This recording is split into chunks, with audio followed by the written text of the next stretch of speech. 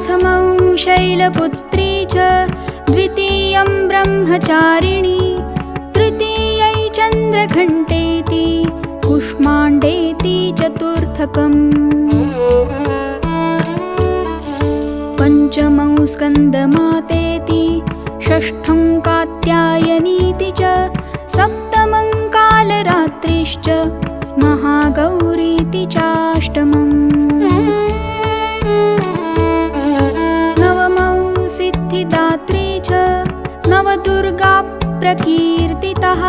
उक्तान्येतानि नामानि ब्रह्मणैव महात्मना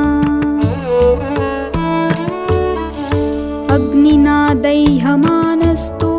शत्रुमध्ये गतोरणे विषमे दुर्गमे चैव भयार्ताः शरणं गताः।